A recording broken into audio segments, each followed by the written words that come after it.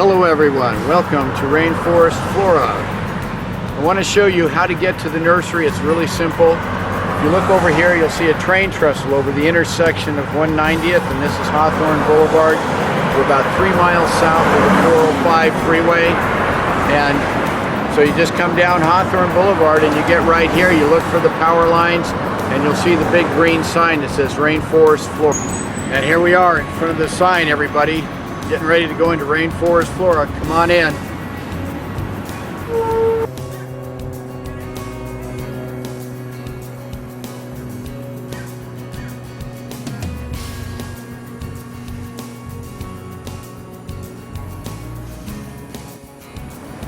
Here we are outside the entrance to the nursery. We have a great collection of succulents, cactus, cycads, and other bromeliads. And now we can go to the inside. We're now in the entryway of the greenhouse of Rainforest Flora. Welcome. Here we have a lot of the different Tillandsias that we sell. We grow most of them from seeds. It takes 6 to 25 years to grow them, but eventually they become outstanding plants that you can hang in the air. Here we have a beautiful cedar fountain from the state of Washington. It's about 14 feet across, 10 feet tall. It's normally a fountain. We have it turned off right now so you can hear me, but it's a great fountain. Rainforest Flora is known for its beautiful cycads and Tillandsia specimen clumps. This is a gorgeous Zamia lindeni. And above we have a beautiful clump of Tillandsia Durati. And Durati has a great flower spike with lots of fragrant flowers when it blooms. And here we have all kinds of really wonderful Tillandsias, from little tiny ones to great big ones, from inexpensive ones to more rare ones. Hundreds of different kinds.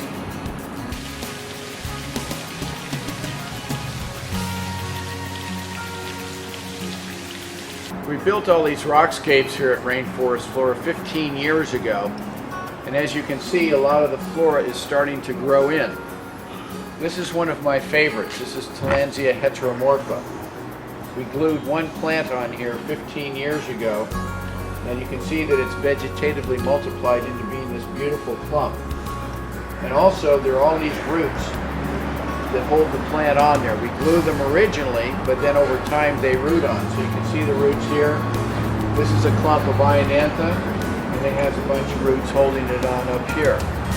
So it's really fun to watch over the years. We also get a lot of volunteers because the Tillandsia seeds have a fuzzy cottony attachment on them like a dandelion does. Because in nature they grow high on cliffs or up in trees, and if they had regular seeds they would come down and that would be the end of them. So what do? They have the fuzzy cottony attachment. It's shaped like a parachute. The seeds at the bottom. They float around on the air. They catch on things and they germinate and they grow and they spread. So you can look over here, and here this is clumps of Ionantha stricta hardleaf. Those are volunteer seedlings. This is a volunteer seedling here. This is a volunteer seedling. So over time the plants are naturalizing in here, and we're getting more and more of them growing on the rocks. Pretty cool.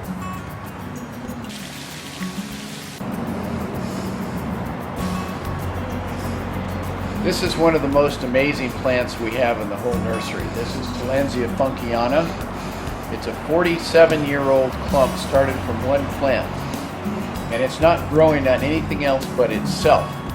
It's grown over itself for 47 years, and now it's approximately 4.5 feet tall and 3 feet wide.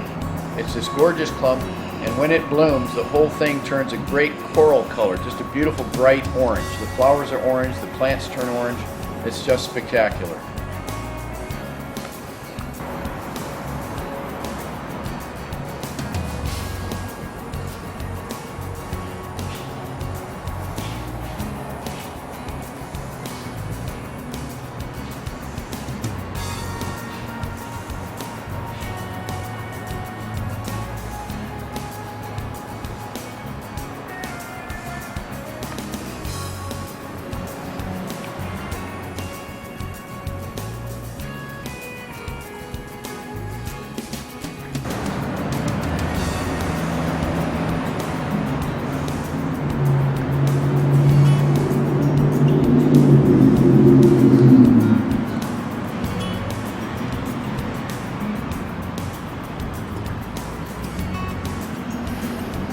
RFI also has a great collection of staghorn ferns, the platyceriums as they're known.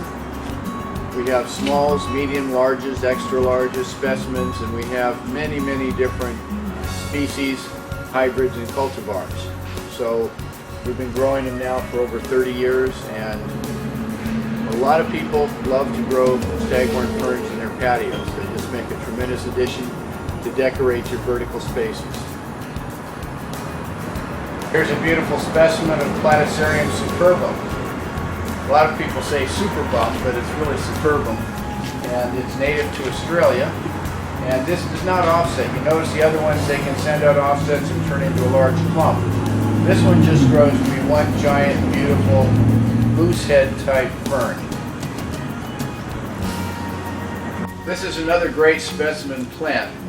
When we moved here 15 years ago, soon after I bought a small philodendron, a golden philodendron, for $100. It was about this tall, and now 15 years later, it can swallow people.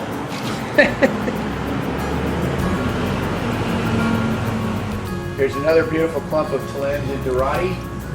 It's been growing there for many years, hanging over the pond, and you can tell it's very happy.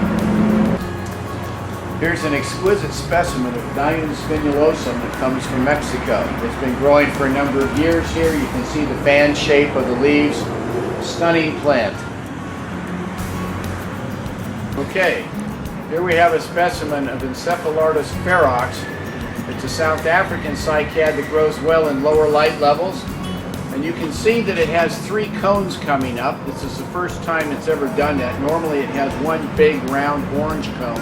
This year, for whatever reason, it sent up 3 separate cones and some leaves in addition, which it hasn't done before either. Usually it either puts out a big cone or it sends out a whole set of leaves.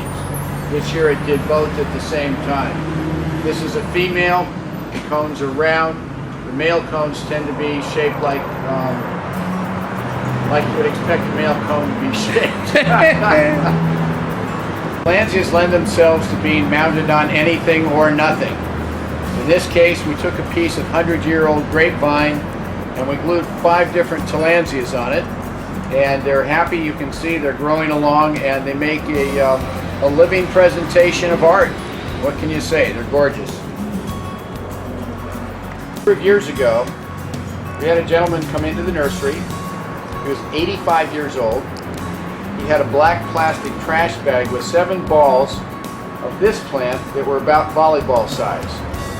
And he was passing them on to us. He had started them from one plant 40 years before. And now that a number of years have gone by, you can see how much this has multiplied. And we still have all of those clumps here in the nursery. But I thought you'd enjoy seeing what you can do with these plants that you can't do with very many other living things. You can have them with you as the decades roll by. I wanted to show you guys a beautiful outdoor garden setting that people can have here in Southern California. My partner Jerry Robinson designed this, and we put it in about 1.5 years ago. You can see the bromeliads and the cycads and different succulents are used, and people come over here and they relax. We have a water feature that adds the background sound. There are little frogs and fish. It's like a little ecosystem in there. All right, everyone, I guess this will wrap up your visit to Rainforest Flora. We're at 19121 Hawthorne Boulevard in Torrance, California.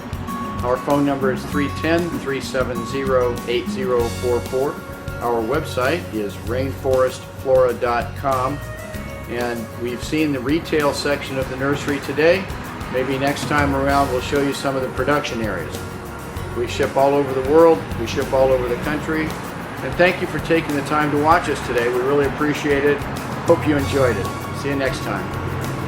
For those of you who come to visit the nursery from out of town, either from somewhere else in the United States or from overseas, and you come through Los Angeles International Airport, LAX, there are 2 really easy ways to come to visit the nursery. And both ways are close. If you rent a car, you'll probably get it off of Century Boulevard here somewhere.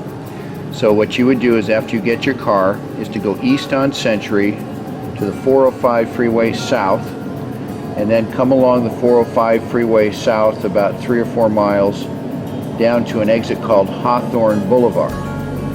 You get off at Hawthorne Boulevard and turn right, and you just go about a little less than 3 miles, and you'll come to a great big street called 190th that has a train trestle over the intersection and a McDonald's on the southwest corner.